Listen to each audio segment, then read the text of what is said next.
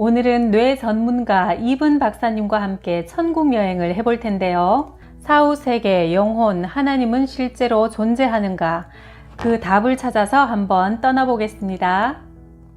버지니아주 린치버그 2008년 11월 10일 새벽에 내가 눈을 뜨니 묵직하고 극도로 참기 힘든 욱신거리는 아픔이 척추 깊은 곳까지 파고들었다. 몸은 곧 식은땀으로 흠뻑 젖었고 출근 시간이 다 되었어도 나는 여전히 고통으로 몸부림치며 움직일 수 없는 상태가 되어버렸다. 두 눈은 뜬 채로 눈동자가 뒤집혀 있었다. 아내는 급히 구급차를 불렀고 나는 신속히 린치버그 종합병원 응급실로 호송되었다. 나는 뇌에 어떤 심각한 손상을 입고 대발작이 일어난 상태였다. 아무 말도 나는 할 수 없었다. 그 후로 7일간 나는 몸만 있는 상태로 존재했다. 느닷없이 심각한 대장균성 박테리아 뇌막염에 걸린 것이다. 그 일주일 동안 나는 이 세상을 떠나 있었다. 응급실에 있는 동안 나는 3마디의 말을 외쳤다고 한다. 하나님, 저를 살려주세요. 모두 내 쪽으로 다가왔을 때 나는 이미 완전한 무반응 상태가 되어 있었다. 내 상태는 계속 악화되어 생존율은 10%였고 설령 죽지 않는다 해도 나의 뇌를 침범한 박테리아들은 대뇌 피질의 상당 부분을 먹어치워서 식물인간으로 여생을 보내게 될 가능성이 컸다. 사실상 내 모습은 시체나 다름없었다. 육체는 침대 위에 놓여 있었지만 사실 나는 다른 곳에 있었다. 캄캄한 암흑인데 보는 것이 가능한 암흑이었다. 피 같기도 하고 구토물 같기도 한 죽음의 냄새가 났다. 어쨌든 이곳은 내가 있을 곳이 아니었다. 여기서 빠져나가야만 했다. 하지만 어디로 간단 말인가? 질문을 한 바로 그 순간 어둠으로부터 새로운 뭔가가 솟아나왔다. 황금빛의 빗줄기들이 천천히 돌자 내 주위의 어둠은 점점 부서지면서 떨어져 나가기 시작했다. 그러자 지금껏 들어본 어떤 음악보다 아름답고 생생한 소리가 들려왔다. 빛의 한 중앙에서 뻥 뚫린 구멍이 나타났다. 나는 순식간에 그 구멍 속으로 휙 빨려 들어가 완전히 새로운 세상에 놓이게 되었다. 내가 지금껏 보지 못했던 가장 아름답고 찬란한 세상이었다. 눈부시게 빛나고 생기가 넘치고 황홀한 곳에 나는 내가 다시 태어났다고 느꼈다. 내 아래로는 푸르고 무성하게 우거진 전원 풍경이 펼쳐졌다. 주변을 돌아보니 내 안의 아주 깊은 부분에서 이 장소를 기억하고 있어 여기로 다시 돌아온 것을 기뻐하고 있었다. 나는 날고 있었다. 나무, 들판, 시냇물, 폭포, 여기저기 사람들은 둥글게 모여서 노래를 하고 춤을 추며 웃었다. 주변에 만발한 꽃과 나무들의 따뜻한 생명력이 넘쳐났다. 믿을 수 없을 만큼 아름다운 세상. 그런데 꿈은 아니었다. 나는 내가 어디에 있는지 몰랐지만 한 가지만은 확실했다. 내가 갑자기 놓인 이곳은 실제 현실이었다. 어느 순간 내가 혼자 있는 게 아니라는 걸 나는 깨달았다. 누군가 내 옆에 있었다. 황갈색의 긴 머리와 푸른 눈의 아름다운 여자였다. 우리가 여유롭게 비행하며 만발한 꽃들을 지나치자 우리가 스치는 나무의 꽃봉오리들은 활짝 피어났다. 그녀가 말을 하자 그 메시지는 바람처럼 나를 통과했고 나는 그것이 진실임을 즉시 깨달았다. 당신은 진실로 사랑받고 있고 소중히 여겨지고 있어요. 영원히. 당신이 두려워할 것은 아무것도 없어요. 엄청나게 깊은 안도감이 거대한 파도처럼 밀려왔다. 마치 평생 전혀 이해하지 못한 채로 해왔던 인생이라는 게임의 규칙을 건네받은 것 같았다. 이것은 내 인생에서 가장 실제적인 경험이었다.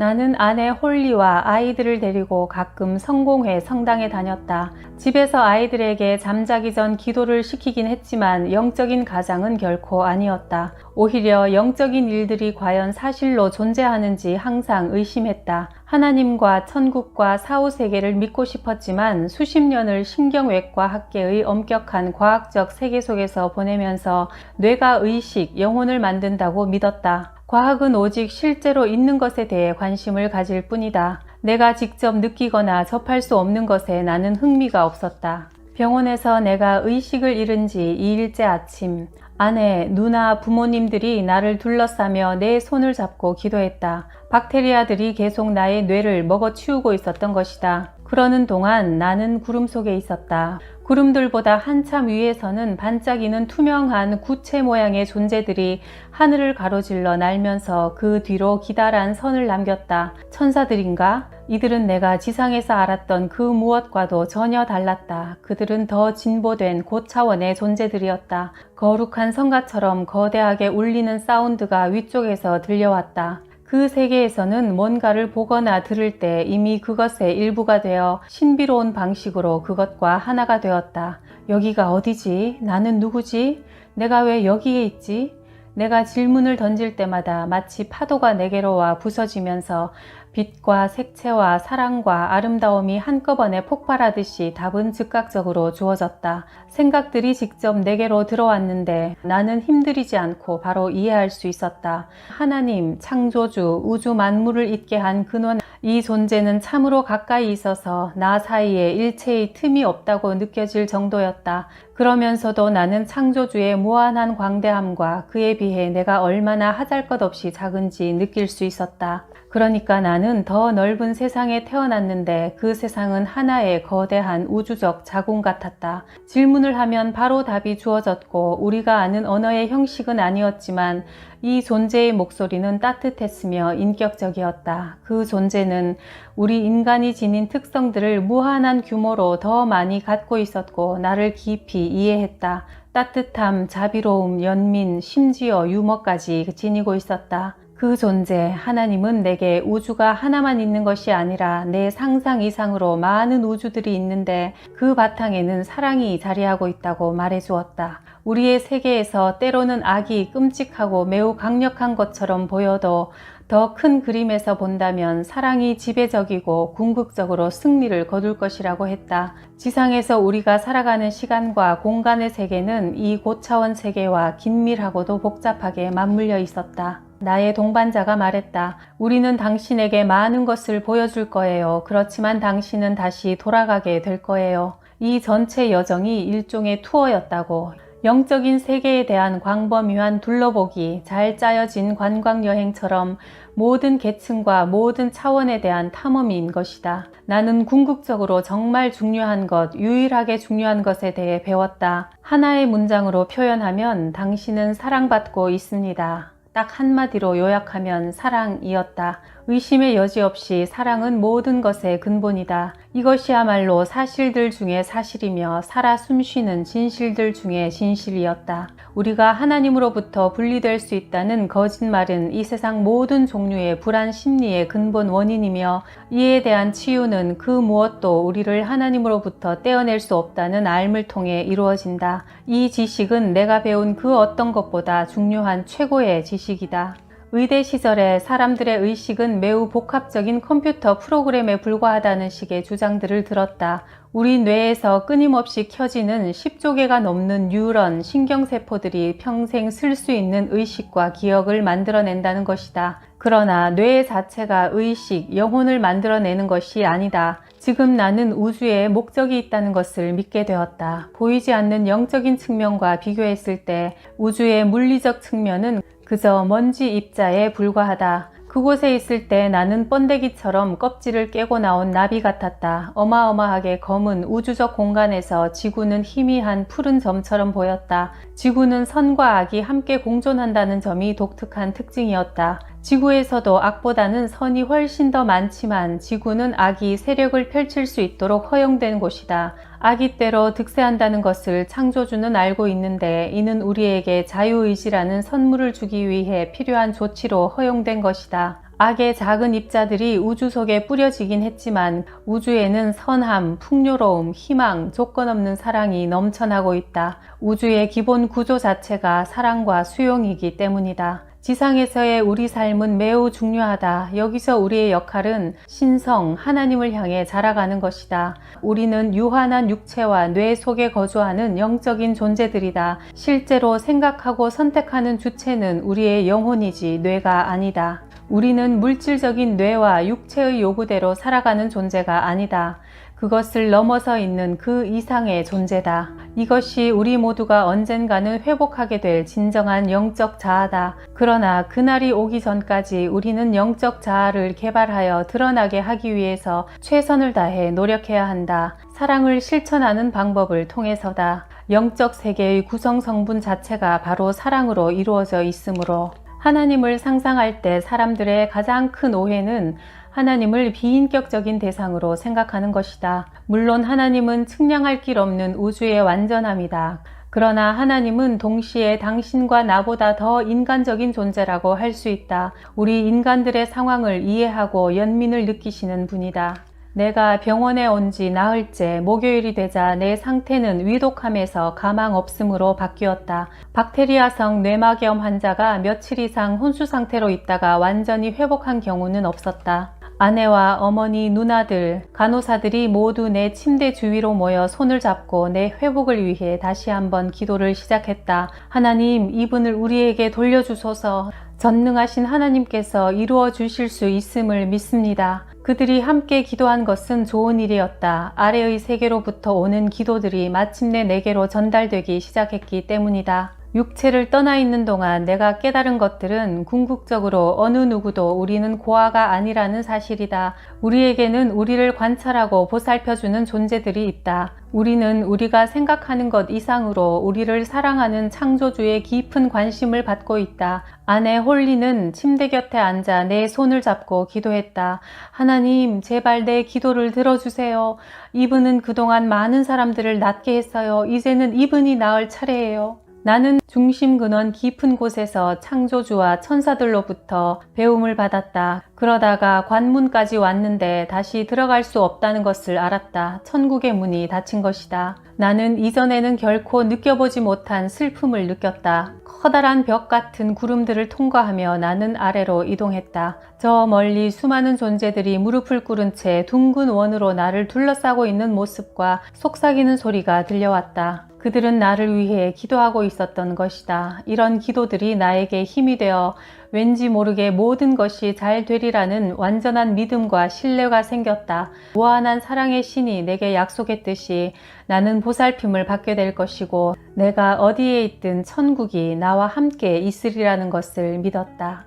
나는 1980년 듀크 대학 의과대학원에서 의학박사 학위를 땄고 15년간 하버드 메디컬 스쿨에서 신경외과 전문의로 과학에 헌신하는 삶을 살아왔다. 그런데 2008년 11월 10일 54세의 나이에 희귀한 질병에 걸려 7일간 혼수 상태에 빠졌다.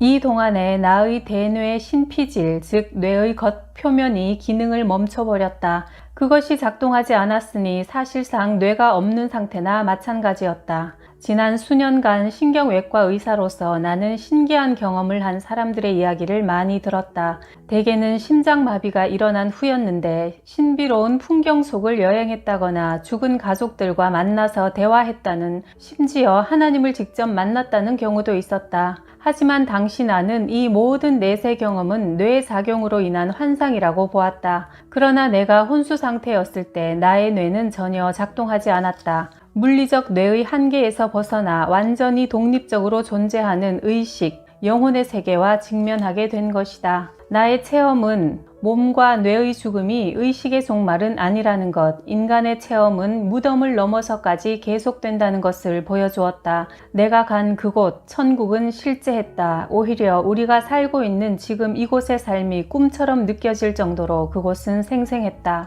내가 혼수 상태에 빠진 지 7일째 되는 일요일 아침, 드디어 5일 동안 지루하게 내리던 비가 그쳤다. 저 멀리 산봉우리에서 아주 선명한 무지개가 보였다. 의사는 아내에게 최후 통첩을 했다. 뇌의 고등 기능은 현재 전혀 작동하지 않습니다. 웨이드 박사는 이제 보낼 때가 되었습니다 라는 말을 길게 하고 있었다. 그 무렵 나는 천상의 세계에서 점점 아래로 내려오고 있었고 인간의 얼굴들이 보였다. 나는 그들이 나에게 돌아오라고 간청하고 있음을 알았다. 나는 돌아가야만 했다. 천국에 있을 때 나는 걱정할 일이 전혀 없었다. 10살 난 아들 본드가 내 침대 위로 올라와 흐느끼면서 내 이마에 입을 맞추고 내 어깨를 쓰다듬었다. 아빠, 나을 거예요. 아빠는 괜찮아질 거예요. 누나 실비아도 내 침대 곁으로 다가왔다. 나의 축 늘어진 얼굴을 응시하던 그때 내가 눈을 떴다. 실비아가 날카로운 비명을 질렀다. 이분이 깨어났어! 깨어났다고! 웨이드 박사가 즉각 내 목에 삽입되어 있는 호흡기 튜브를 조심스럽게 빼냈다. 나는 약간 숨이 막혔다가 7일 만에 아무 도움 없이 폐에 가득 찬 숨을 내쉬며 입 밖으로 첫 마디를 내뱉었다. 고마워요. 나는 평화로운 미소를 지으며 말했다. 다 잘 될 거야. 나는 말뿐 아니라 존재 자체로 이 메시지를 전하고 있었다. 우리 존재 자체가 신성한 기적임을 알려주듯 나는 한 사람 한 사람을 각각 깊이 바라보았다. 걱정하지 마. 다 잘 될 거니까. 나는 반복해서 말했다. 나는 차츰 주변을 살펴보며 물었다. 그런데 다들 여기서 무슨 일이야? 동생 필리스가 대답했다. 오빠야말로 어떻게 된 거야? 처음 눈을 떴을 때 나는 얼마 전에 있었던 곳, 경이로운 천국에 대한 기억밖에 없었다. 그런데 이제 시공간의 한계, 제한적인 사고체계, 언어에만 의존하는 의사소통 등으로 특징 지워진 육체적 존재라는 아주 꽉 낀 옷 속으로 간신히 비집고 돌아오고 있었다. 나는 아주 머나먼 곳으로부터 한때 꺼버렸으나 이제 다시 작동되고 있는 두뇌라는 우주정거장으로 재진입한 것이다. 내가 몸을 떠나 있던 일주일 동안 내게 일어났던 일을 묘사하기 위해 로켓 발사라는 표현보다 더 적절한 비유는 없을 것이다. 나는 밤새도록 그들에게 우주 정거장 같은 말도 안 되는 이야기들을 늘어놓았다.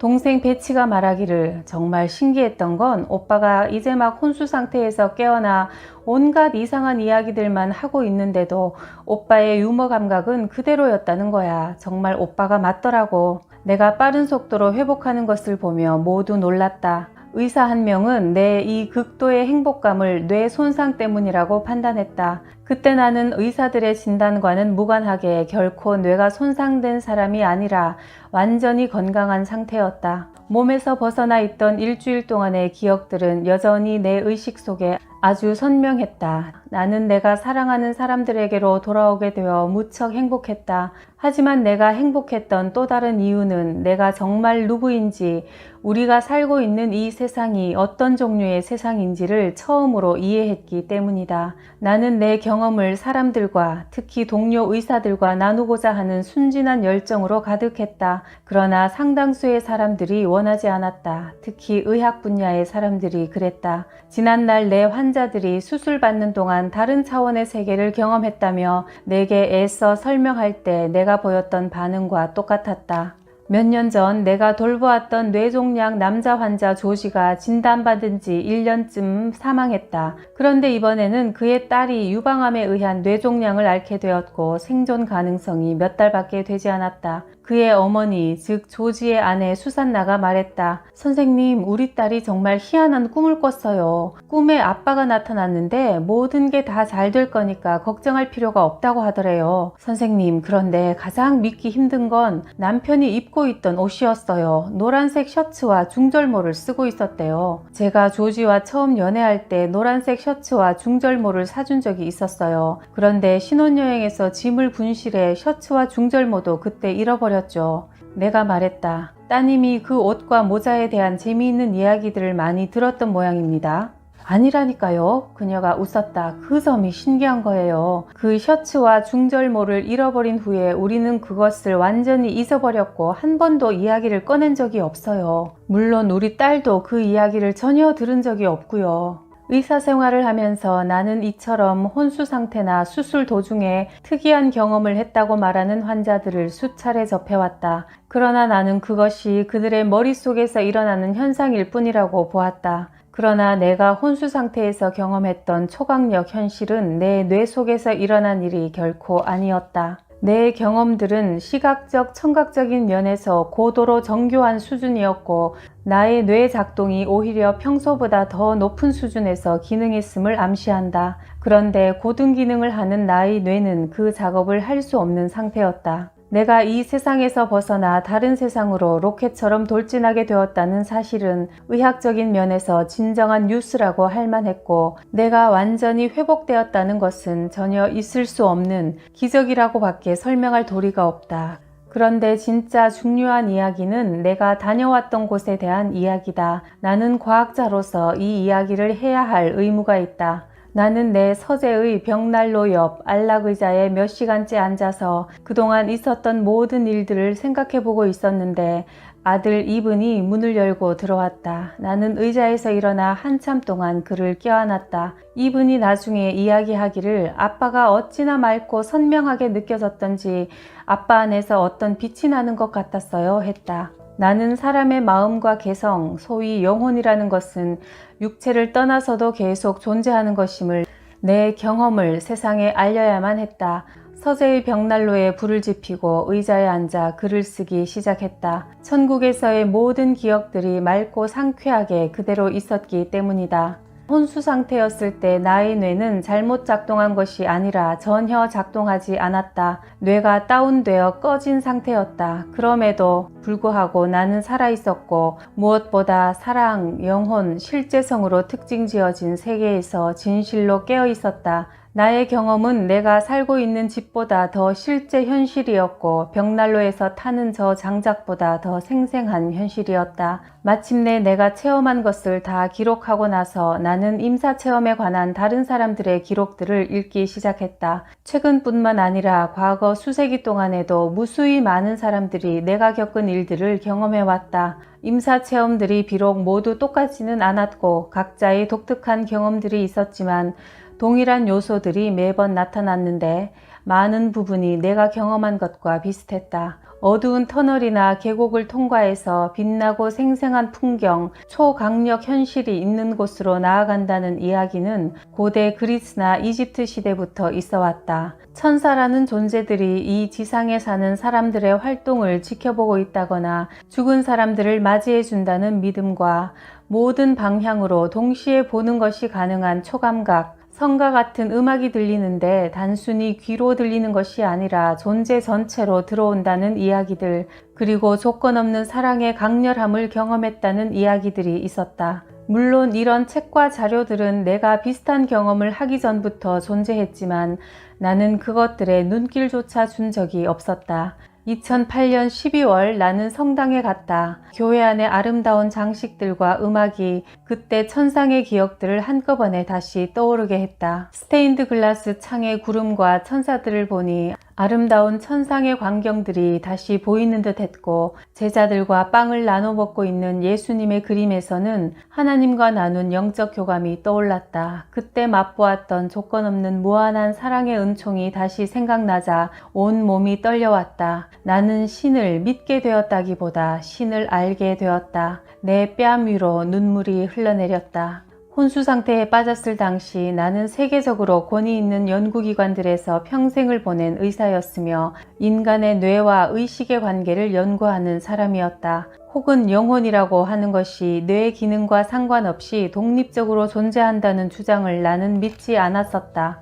영혼은 매우 실제적일 뿐 아니라 어떤 물리적 세상보다 더 실제적이며 오히려 그 모든 것의 근본이다. 서구 문화는 현대 과학기술의 힘에 점점 현혹되면서 이 진실을 잃어버렸다. 인간 존재의 가장 중요한 요소인 영성을 상실한 것이다. 하지만 나는 혼수 상태에서 이 낮은 수준의 물리적 세계를 떠나 전능한 창조주의 지고한 거주처를 방문함으로써 우리 인간의 지식 수준과 경외로운 신의 차원 사이에는 어마어마한 간격이 있음을 알게 되었다. 내가 저 너머 세계에서 발견한 사실은 인간은 영혼을 지닌 존재라는 것, 지금의 물질계만이 세상의 전부라고 생각하는 일은 마치 스스로를 작은 벽장 안에 가둬놓고 바깥에는 아무것도 없다고 상상하는 것과 똑같다. 물질이 유일한 현실이고 생각, 의식, 감정, 영혼은 그저 물질로부터 만들어진 것이라고 믿어왔던 내가 영적 우주의 본성에 대해 깨닫게 되면서 내가 눈이 멀었다가 지금은 보게 되었다는 요한복음 9장 25절의 말씀의 진정한 의미를 이해하게 되었다. 우리가 이 세상에 잠시 다녀가는 여행자라는 사실을 기억하기 위해서는 기도를 통해 자신의 영혼 속으로 깊이 들어가야 한다.